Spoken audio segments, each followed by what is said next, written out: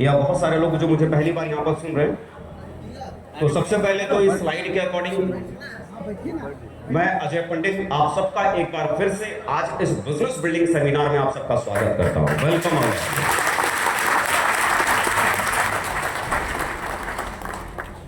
देखिए, जो हम यहाँ पर मैं जो यहाँ पर खड़ा हूँ स्टेज के ऊपर, थोड़ा बातचीत करने के इरादे से आया हूँ। कैसे इरादे से आया?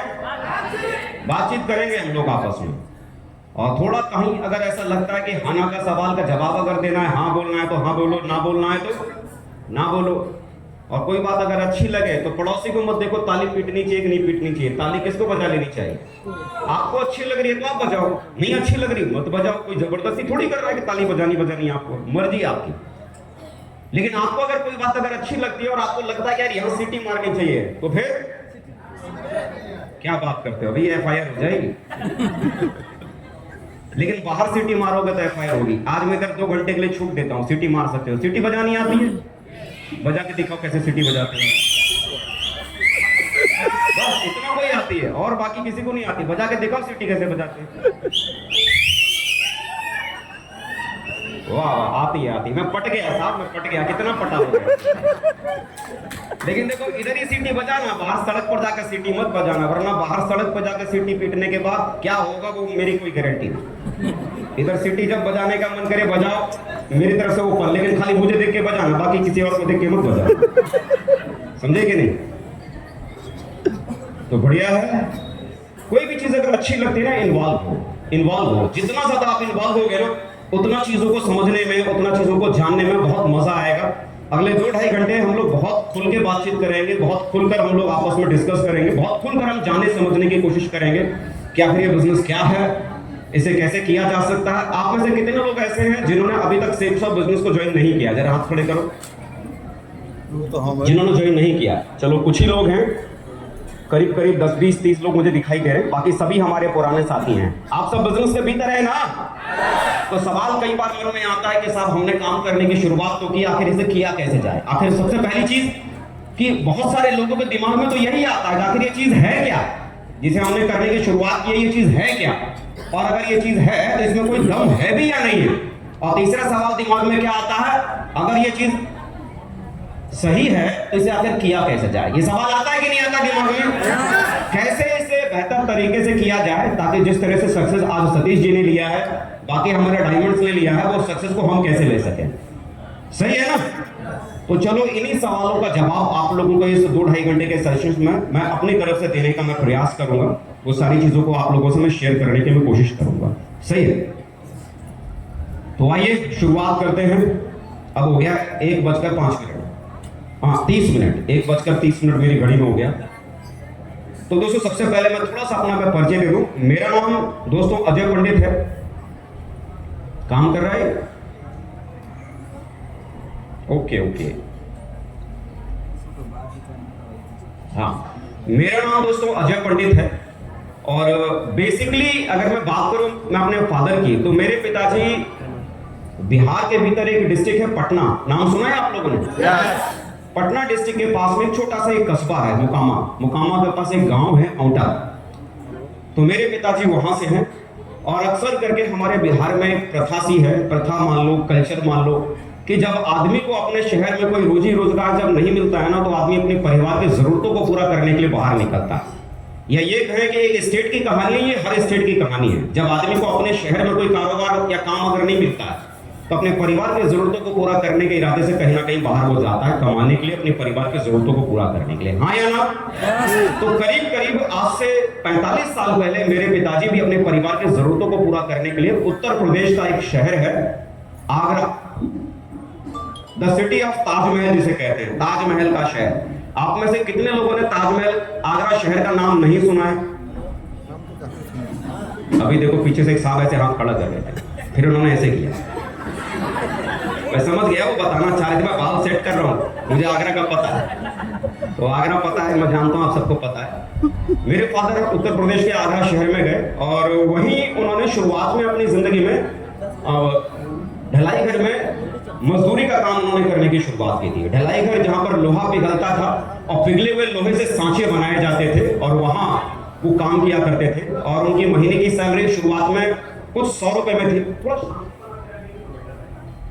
कुछ 100 रुपए से शुरुआत की थी और बहुत ज्यादा की इनकम उनकी बाद में भी नहीं हुई। जब उन्होंने उस काम को छोड़ा था तो उनकी आखिरी जो आमदनी थी वो 7,000 रुपए महीने की हुआ करती थी। कितनी? 7,000 रुपए महीना।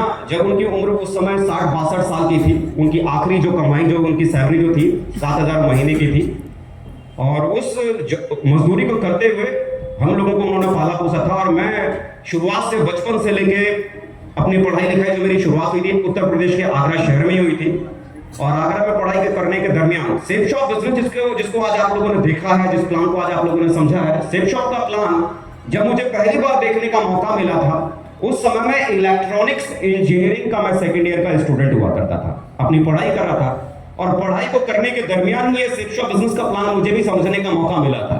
शुरुआत में जैसे सतीश जी ने बताया कि पहली बार कोई व्यक्ति जब इतनी बड़ी चीजों के बारे में बात करता है, लाखों कमाने की बातें करता है, करोड़ों कमाने की बातें करता है, तो लाखों और करोड़ों की बातें शुरुआत में हम और आप जैसे आम लोगों को, मिडिल क्लास फैमिली में रहने वाले लोगों को ये बातें शुरुआत में हजम नहीं होती है। बात सही है कि नहीं सही है? हम और आप ऐसे परिवार में पले बड़े होते हैं जहां पर हजारों कमाने की बातें की जाती है कि पढ़ना है, लिखना है, नौकरी करनी है, 20,000 की, 30,000 की, 40,000 की, 50,000 की, 60,000 की नौकरी करनी है। इस मानसिकता के साथ हम लोग पले बड़े हैं। और इस मानसिकता में अगर कोई व्यक्ति आके अगर ये समझाए कि लाखों कमाओगे, करोड़ों कमाओगे, तो सामने वाले व्यक्ति की बातों पर हमको शुरुआत में भरोसा नहीं होता। ऐसा होता है ना? मेरे पिताजी 7,000 महीना कमाते थे। अब जरा सोचो, जिस परिवार का मुखिया 7,000 महीना कमाता हो, उस परिवार के बच्चे को अगर कोई ये समझाए कि इस बिजनेस की वजह से महीने में 8 लाख कमा सकते हो। कितना? उस समय का जो प्लान था 8 लाख महीना कमाने का प्लान था। 8 लाख महीना प्लान कमाने का प्लान मैं सुन रहा था। मैं उनको देख के बड़ा मनी मन हंस रहा था, मुस्कुरा रहा था, क्यों ये मजाक कर रहे हैं साहब, 8 लाख महीना हो भी, ये फालतू के काम करके कमा सकते हैं, लोगों को जोड़ जोड़ से पैसा कमा सकते हैं। बोला अगर ऐसे कामों से अगर लोग इतना पैसा अगर कमाते तो हर माँ बाप अपने बच्चे को डॉक्टर इंजीनियर थोड़ी कहते, यही कर, यही सबसे बढ़िया वाला काम है। बोला इससे अच्छा वाला काम कोई दूसरा है ही नहीं। बोला ये पागल बना रहे, बेवकूफ बना रहे, ऐसा कुछ होता होगा नहीं। लेकिन जानते हैं आप लोग, इस बिजनेस के भीतर एक प्रोसेस है जिसको हम क्या बोलते हैं? Follow up. क्या बोलते हैं? Follow up. Follow up process क्या है कि जैसे आपको किसी व्यक्ति ने इस बिजनेस के बारे में पहली बार समझाया, तो क्या पहली बार इस बिजनेस के बारे में समझाने के बाद वो व्यक्ति आपको छोड़ देता है, या उसके बाद भी दोबारा वो आपसे मुलाकात करते हैं? दोबारा मुलाकात करने आपके घर में आते हैं ना। आपने फिर मना किया तो तीसरी बार ही मुलाकात करने आते हैं। आपने तीसरी बार भी मना किया तो चौथी बार भी मुलाकात करने आते हैं। और चौथी बार भी आपने अगर मना किया तो पांचवी बार। मुझे आज समझ में आया भाई, इन लोगों को इतनी खतरनाक ट्रेनिंग देते हैं ना, वो मुझे नहीं समझ में आता था उस समय, लेकिन आज समझ में आता है कि इतनी खतरनाक ट्रेनिंग देते हैं ना कि वो लोगों के सामने जब प्लान देने के बाद जब जाते हैं ना, तो सिर्फ 2 ही ऑप्शन छोड़ते हैं। एक, या तो जुड़ जा, और नहीं तो दुनिया से ऊपर जा। सिर्फ 2 ही ऑप्शन बचते हैं, या तो जुड़ या तो ऊपर जा। अब देखो, आदमी की फितरत क्या है कि एक इंसान के सामने अगर 2 ऑप्शन रखो, एक आसान वाला और एक मुश्किल वाला, तो आदमी सबसे पहले क्या चुन लेता है? आसान वाला। तो मरना थोड़ा मुश्किल है और जुड़ना थोड़ा, इसीलिए हम और आप जुड़ जाते हैं। और हम और आप जुड़ ही गए, इसीलिए तो जुड़े। भरोसा उस समय भी कहां था? जुड़े क्यों थे? क्योंकि प्लान देने वाला जो व्यक्ति हमारे घर पर आता है ना, वो कोई पराया नहीं होता, वो कोई ना कोई हमारा आपका अपना होता है, या दोस्त होता है, या रिश्तेदार होता है, या हमारा कोई सगा संबंधी होता है। ऐसा ही होता है कि नहीं? अब बार बार कोई रिश्तेदार हमारे घर में आ रहा है, इस बिजनेस के बारे में समझा रहा है, हमारा कोई दोस्त है जो इस बिजनेस के बारे में समझा रहा है, हमारा पड़ोसी है जो इस बिजनेस के बारे में समझा रहा है, और बार बार हमारे घर में आ रहा है, तो हमारे दिमाग में क्या लगता है कि ये रिश्तेदार हमारा है। आज हमने इसको मना अगर कर दिया तो कल को ऐसा ना हो कि हमारी रिश्तेदारी खराब हो जाए। ये हमारा बचपन का जिगरी वाला यार है, आज हमने इसको मना कर दिया तो कहीं ऐसा ना हो कि हमारी दोस्ती यारी खराब हो जाए। वो पड़ोसी जो हमको बिजनेस प्लान समझा रहा है, तो क्या लगता है कल को अगर समाज में जरूरत पड़ेगी तो सबसे पहले यही पड़ोसी तो काम आएगा, हमारा रिश्ता नाता ना खराब हो। तो कई बार उन रिश्तों को बचाने के खातिर, उस दोस्ती को बचाने के खातिर, रिश्तेदारी को बचाने के खातिर बिजनेस पे भरोसा होता नहीं है, लेकिन हम जुड़ क्यों जाते हैं? रिश्तेदारी बचानी है, दोस्ती बचानी है, यारी बचानी है। और यही सोच के चल यार इन्होंने बोला है, चलो लो पकड़ो पैसा। और पैसा देने के बाद हमको पता क्या समझ में आता है? अब ये हमारा पीछा, अब ये हमारे घर के चक्कर। लेकिन मालूम हमारा भ्रम तो बाद में टूटता है, पहले वो दिन में आते थे एक बार, और आपने अगर प्रोडक्ट खरीद लिया ना तो वो दिन में एक बार नहीं, दिन में 2 बार आना शुरू कर देते हैं, सुबह भी और शाम को। कितनी बार? 2 बार। तो बचे नहीं, उल्टा तो एकदम खींचना शुरू कर देते हैं दिन में 2-2 बार।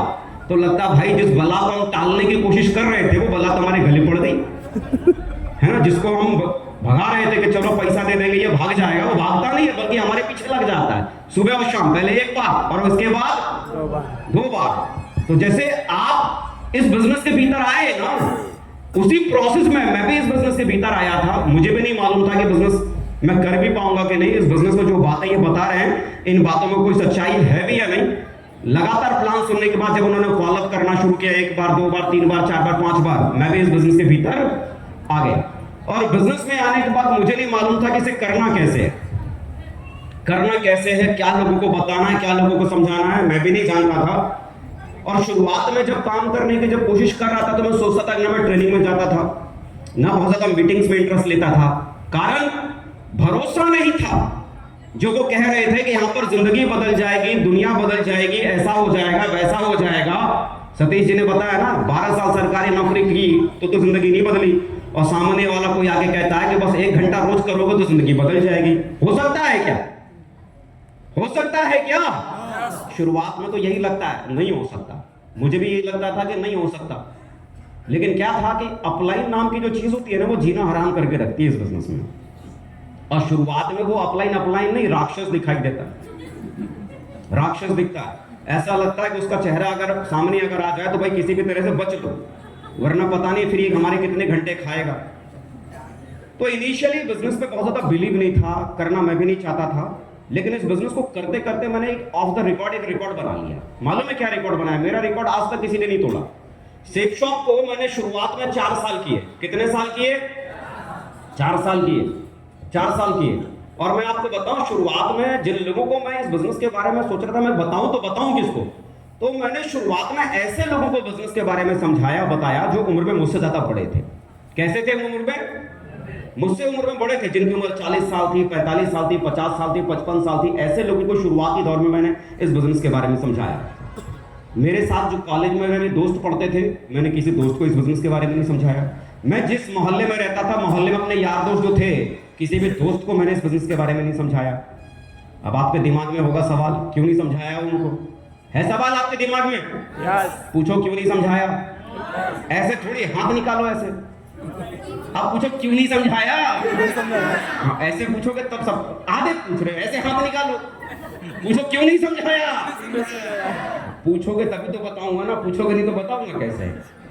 अब क्या था कि जो मेरे दोस्त थे जिनके साथ मैं पढ़ता था कॉलेज में, या जो मोहल्ले में जिन दोस्तों के साथ मैं खेलता कूदता था, देखो इस बिजनेस को ज्वाइन करने के लिए क्या लगता है? पैसा। क्या लगता है? पैसा। अब था क्या कि मैं किसी दोस्त को समझाऊं। अब जरूरी तो नहीं जिस दोस्त को मैं समझाऊंगा वो बिजनेस को समझ जाएगा और वो जुड़ने के लिए तैयार हो ही जाएगा।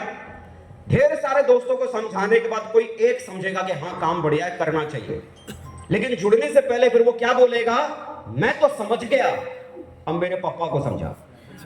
क्योंकि फाइनली पैसा कहां से मिलेगा? पापा से। मेरे पास भी तो पैसा नहीं था ना, मैं भी कॉलेज में पढ़ता था, मैं भी किसके भरोसे जुड़ा था? पापा के पैसे से मैं भी जुड़ा था। तो मुझे लगा कि यार पहले मैं तो दोस्त को पटाऊं, वो भी पता नहीं कौन सा वाला पटेगा। एक दोस्त को बड़ी मुश्किल से पटा भी लिया, अब उसके पापा नहीं पटे तो सारा पटाया मामला फेल। तो मैंने कि जब पटाना फाइनली पापा को है तो बेटे को पटाने से क्या फायदा, सीधे पापा को पटाएंगे।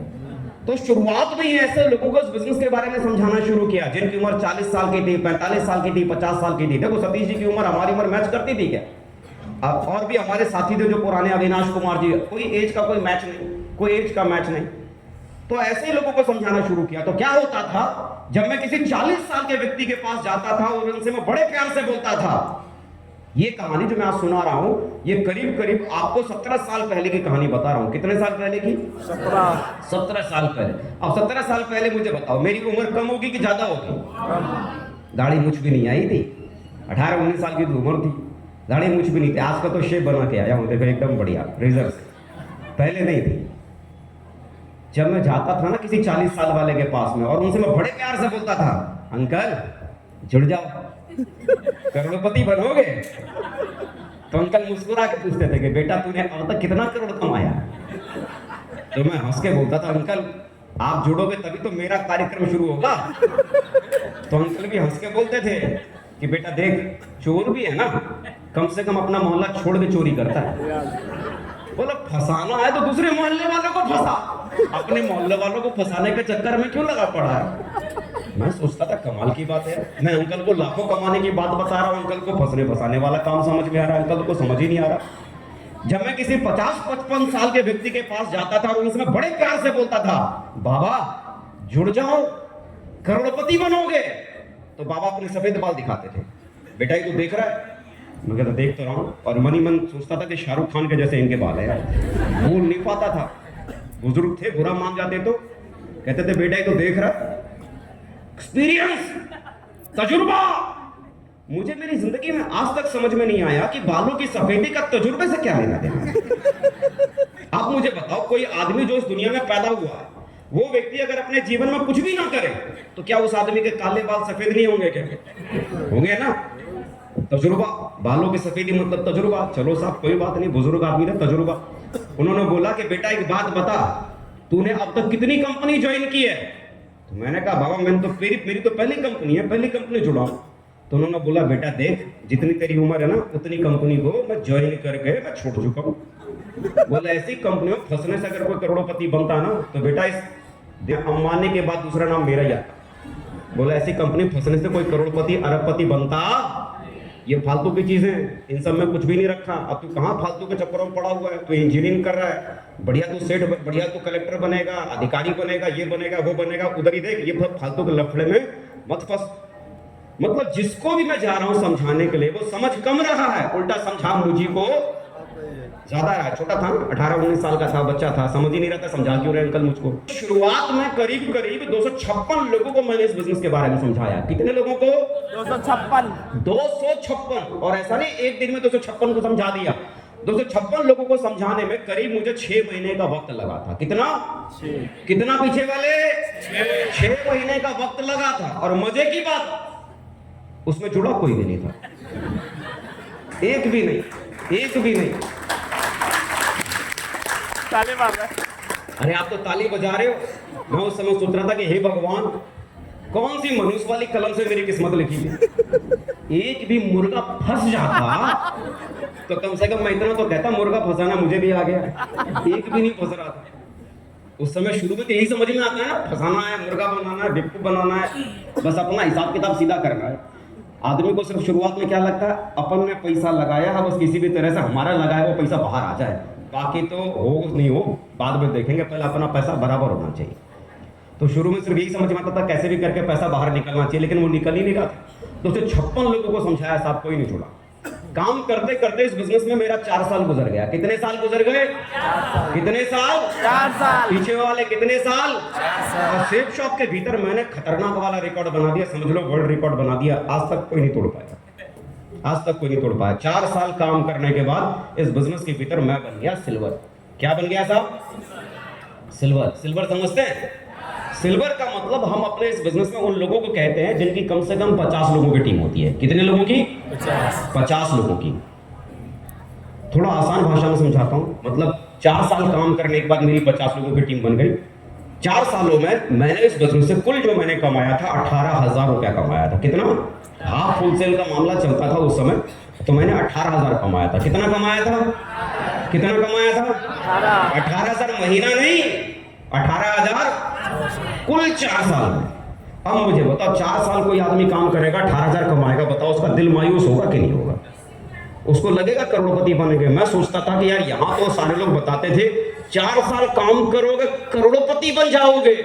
करोड़पति तो छोड़ो, मैं तो लखपति नहीं बना, लाख नहीं पहुंचा मैं 4 साल में, लाख रुपए भी नहीं कमाए मैंने 4 साल में। और यहाँ कहते थे कि 4 साल काम करोगे तो करोड़पति बन जाओगे। समझ ही नहीं आता था कहानी क्या है, समझ नहीं आता था साहब ये गेम क्या चल रहा है। तो था क्या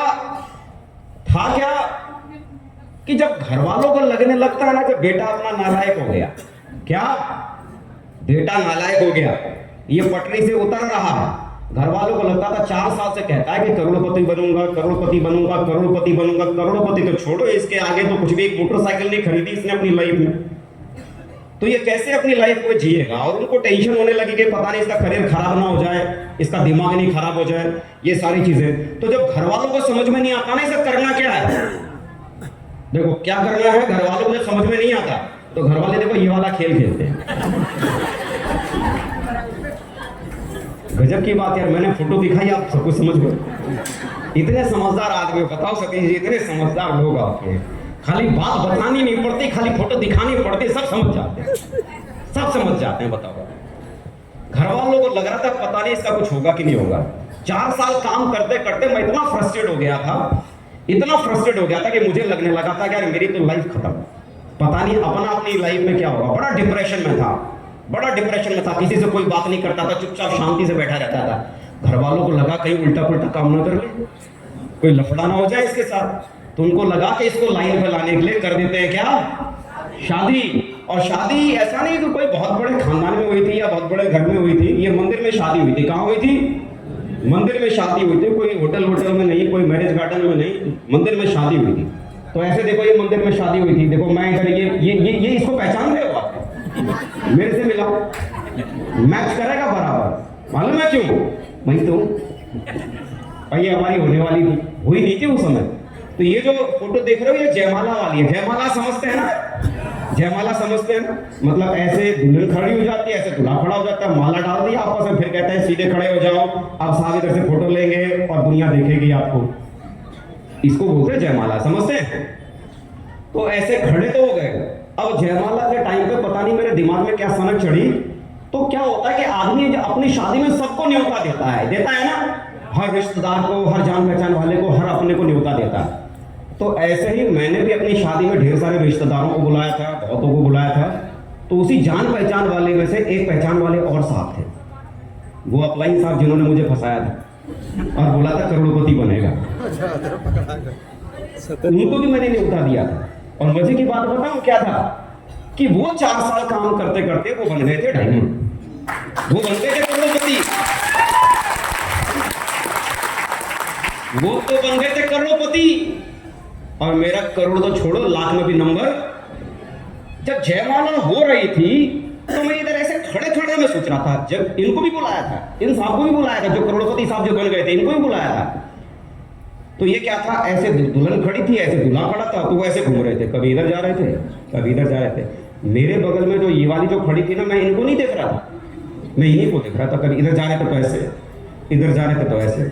और मैं मन ही मन सोच रहा था यार 4 साल में इन्होंने ऐसा कौन सा काम किया जिसकी वजह से ये तो करोड़पति बन गए, और 4 साल में ऐसा मैं क्या नहीं कर पाया जिसकी वजह से मेरा इनके जैसा नाम नहीं आया, मैं इनके जैसा नहीं बन पाया, वो अचीवमेंट्स मेरे पास नहीं आए जो आज की तारीख में इनके पास में है। ऐसा मुझ में और इनमें क्या अंतर है, समझ नहीं आ रहा था, समझ नहीं आ रहा था। तो क्या होता है कि जब ये जयमाला हो जाती है तो फेरे लगने में वक्त लगता है कि नहीं लगता? जयमाला के बाद क्या नंबर आता है? फेरे लगने का। तो दूल्हा दुल्हन को बिठाते हैं कि भाई जब फेरे लगने का जब शुभ मुहूर्त आएगा तब आपको बुलाएंगे, तब तक आप आराम से बैठो। तो मैं भी सोच रहा था कि बैठो, दूल्हे को भी बोला जी तब तक आप बैठो, फेरे लगने का टाइम आएगा तो बुलाएंगे।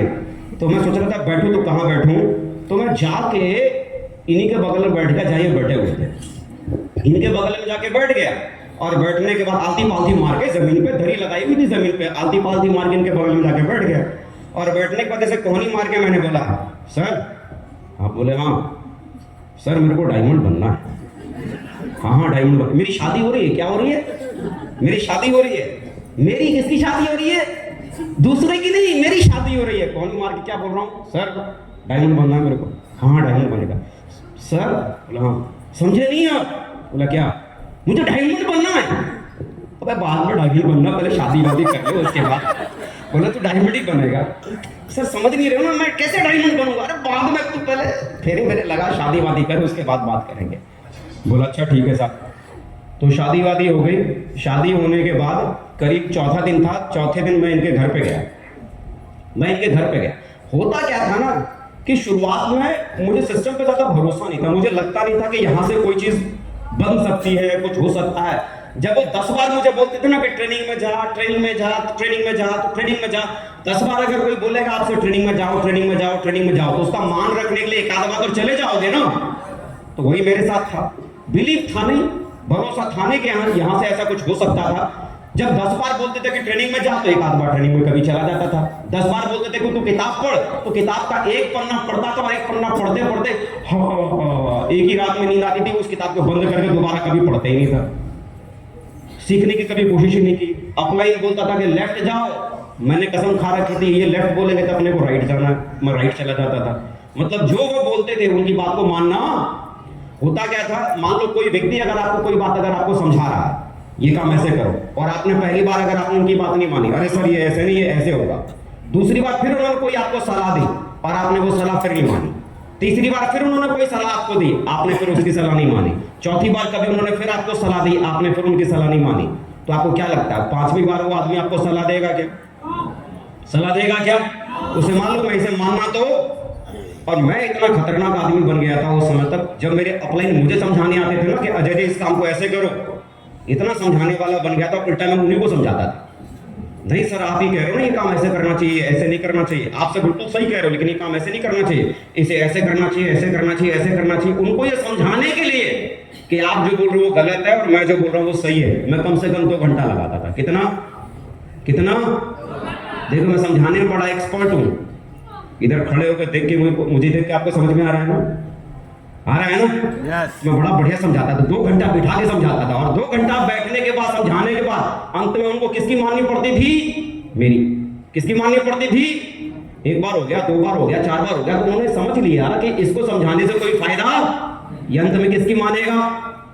और अगर मैंने मना किया कि नहीं ये काम ठीक नहीं है, तो मुझे को 2 घंटे बिठा कर मुझे को समझाएगा ये काम कैसे सही हो सकता है।